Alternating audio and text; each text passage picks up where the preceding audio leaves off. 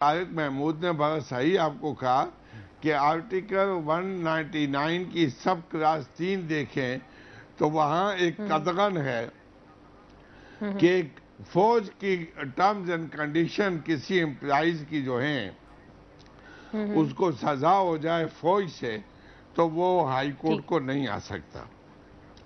اس case میں یہ high court کو گئے تھے.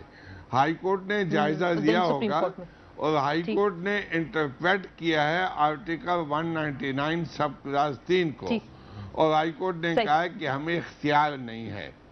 طارق نے ایک اور کیس کا جو حوالہ دیا تھا اس میں مامون قاضی نے کہا تھا، وہ ریٹائر ہو چکے ہیں اور وہ ان ججوں میں سے ہیں جنہوں نے جب مشرف نے ٹیک اوور کیا تھا اور سعید الزمان صدیقی کے ساتھ جنہوں نے انکار کیا تھا اس دینے سے، مامون قاضی ان میں. مامون قاضی نے تو کہا تھا کہ ہمیں اختیار ہے فوجی عدالت کے فیصلے کے خلاف سماعت کرنے کا. جی جسٹس آپ طارق صاحب لیکن یہاں پر جو دیکھا گیا ہے تو یہ آرٹیکل 199 سب کلاس 3 کو انٹرپریٹ کیا اور سپریم کورٹ نے تو صرف یہ کہا ہے کہ ہائی کورٹ کی انٹرپریٹیشن میں کوئی غلطی نہیں ہے.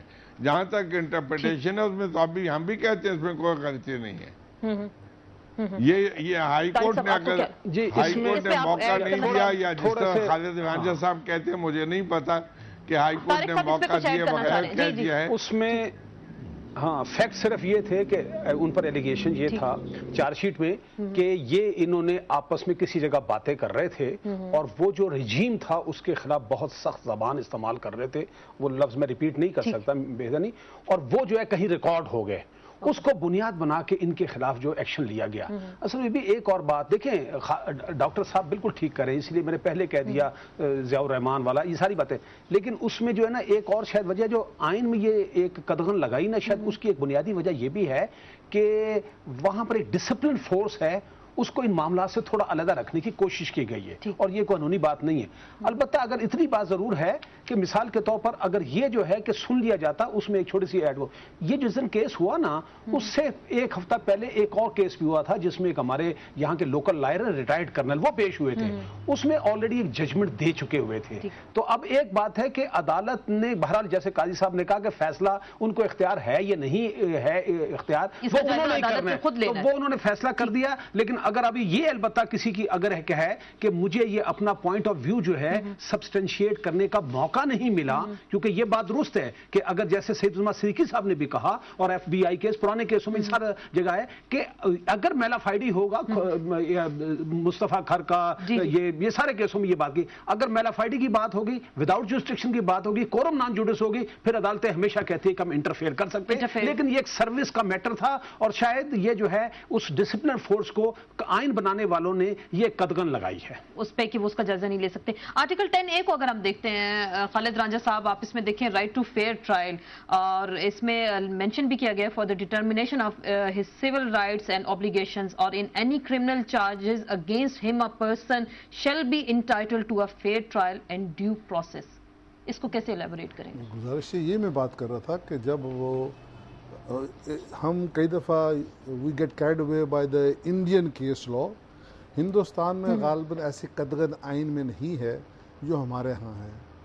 تو اگر آج کے بعد یہ یقیناً لوگ فوج کے لوگ ہائی کورٹ میں کہہ پائیں گے کہ میرا فنڈامنٹل رائٹ ہے جو پنہا ہے پروسیجرز میں، اس کو فالو نہیں کیا گیا، لہذا this order is without jurisdiction, this order is mala fide, this order is quorum non juris.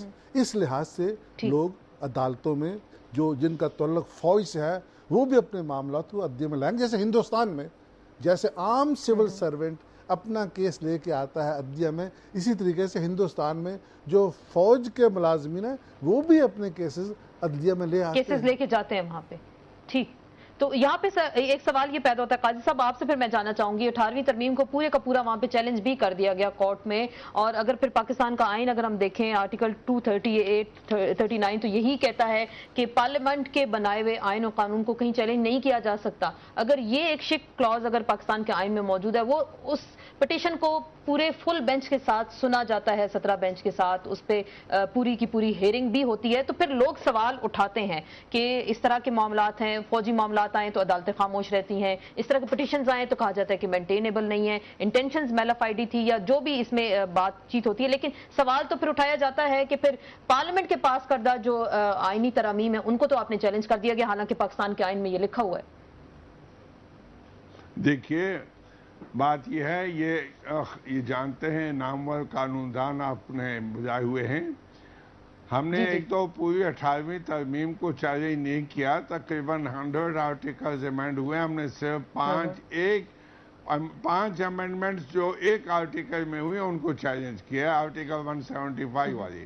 باقی ہم نے 95 امینڈمنٹس کو قبول کیا ہے، اور ہم نے صرف وہ کیے ہیں جو عدلیہ سے متعلق ہیں اور اپوائنٹمنٹ آف ججز کے متعلق ہیں، وہ میٹر سب جوڈس ہے.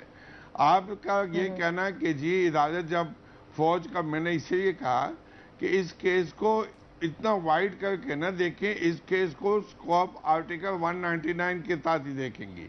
یہ کیس گیا آرٹیکل 199 کے تحت ہائی کورٹ کو تھا، اور سب کلاس 3 جو ہے وہ میرے سامنے ہے کانسٹیٹیوشن، اور میں آپ کو اس کی سب کلاس 3 سنا دیتا ہوں. تو آرٹیکل 199 کی سب کلاس 3 ہے، An order shall not be made under clause 1 on application made or in relation to a person who is member of the armed forces of Pakistan and who is for the time being subject to any law relating to any of those forces in respect of his terms and condition of service, in respect of any matter arising out of his service, or in respect of any action taken in relation to him as member of the armed forces of Pakistan or as a person subject to such law. اب اس کا لا ہے دی army act 1952. کیا اس کو اس لا کے تحت fair trial ملا؟ یعنی اس کا ٹرائل اس لا کے تحت ہے، اور اس کا یہ حق تھا کہ یہ کہتا کہ آرمی ایکٹ 1952 میں جو فیئر ٹرائل ہے وہ اس کو نہیں ملا. ان کا یہ مجھے نہیں پتا ان کا کیس کیا تھا، میں اس کا وکیل نہیں تھا. چلیں ہم تو اوورآل فوجی معاملات کے حوالے سے بات کریں. نان جوڈس کہہ دینے سے کوئی فیصلہ کورم نان جوڈس اور میرافائڈی نہیں ہوتا. میرافائڈی اسٹیبلش کرنی پڑتی ہے، میرافائڈی کو ایلیج کیا جاتا ہے کہ یہ میرافائڈی ہے، اور میرافائڈی کو ثابت کیا جاتا ہے. ایک میڈیا کے حوالے سے ایک مشہور کیس ہے نجم سیٹھی صاحب کا کیس. نواز شریف صاحب کے زمانے میں ان کو جب اٹھا لیا گیا رات کے 2:45 بجے، تو اس کے بعد ہائی کورٹ میں پٹیشن لگی، تو اس کا گورنمنٹ نے سٹانس یہ لیا کہ جناب بات یہ ہے کہ ان کو تو ISPR والے یا ملٹری والے لے گئے، انٹیلیجنس ایجنسی لے گئے، اور ہائی کورٹ نے پٹیشن بھی خارج کر دی تھی. اس کے بعد سپریم کورٹ میں یہ چیلنج ہوا تھا. رانجھا صاحب کو یاد ہوگا یہ بھی وکیل تھے اور آسمہ جہانگیر بھی وکیل تھی اس میں. تو اس میں لیکن ہوا یہ کہ الٹیمیٹلی سپریم کورٹ میں معاملہ آیا نا، تو اس سے پہلے کوئی فائنل ججمنٹ آتی وہ انہوں نے وڈرا کر لیا. اس کی وجہ ہے کہ ISPR نے یہ کہہ دیا تھا کہ جناب ہمارا اس آدمی سے کوئی تعلق نہیں، یہ ہمارے قانون کے تحت کوئی ایکشن نہیں لیا گیا. تو یہ تو وہ پھر اس کے، لیکن اس کے باوجود بھی مامو قاضی صاحب نے ایک چھوٹا سا آرڈر لکھا اور کہا کہ یہ چونکہ بیک گراؤنڈ اس کی بڑی خراب ہے، تو اس کو آپ جو ہے نا، جو کیونکہ FIR ایک رجسٹرڈ ہو چکی تھی یہاں پر اسلام آباد میں، کہ آپ اس کو گرفتار نہیں کریں گے جب تک اجازت نہیں لیں گے. تو صرف کہنے کی بات یہ ہے کہ عدالتیں دیکھیں نا، سعید الزمان صدیقی صاحب کی ججمنٹ بہت اچھی ہے، وہ والی جو ظہیر عباسی کے کیس میں انہوں نے دی. میرا خیال ہے وہ پرنسپل ہے. جیسے چودھری افتخار صاحب کے کیس میں ہوا، وہاں پر بھی تو ایک پابندی تھی نا کہ جناب سپریم جوڈیشل کاؤنسل کی پروسیڈنگ کو کہیں چیلنج نہیں کر سکتے، وہاں پر یہ تھی. لیکن اس میں یہی الٹیمیٹلی کہا گیا کہ جنرل مشرف کا جو ایکٹ تھا نا وہ بددیانتی پر تھا اور وداؤٹ جوریسڈکشن تھا. میرا خیال یہ اختیار عدالتوں کو اپنے پاس رکھنا چاہیے کہ اس کا جائزہ لے سکتے ہیں. اور پھر یہ پوائنٹ بھی یہاں پہ آیا کہ جو 20 جولائی کا فیصلہ آیا تھا چیف جسٹس افتخار محمد چودھری کی بحالی کے حوالے سے، وہ سرونگ جنرلز تھے، انہوں نے بھی ایفیڈیوٹ اس وقت کورٹ میں جمع کرائے تھے. اس کو بھی ہم ڈسکس کریں گے. اور سوال ہمارا آج کا یہی ہے کہ کیا پاکستان کے ہر شہری کو سپریم کورٹ میں یا عدالتوں میں فیئر ٹرائل کا حق حاصل ہے یا نہیں، اور ان کی اپیل سنی جا سکتی ہے پاکستان کی کسی بھی عدالت میں، اور کیا عدلیہ فوجی معاملات میں مداخلت کر سکتی ہے؟ یعنی اس پہ بات کریں گے ایک بریک کے بعد.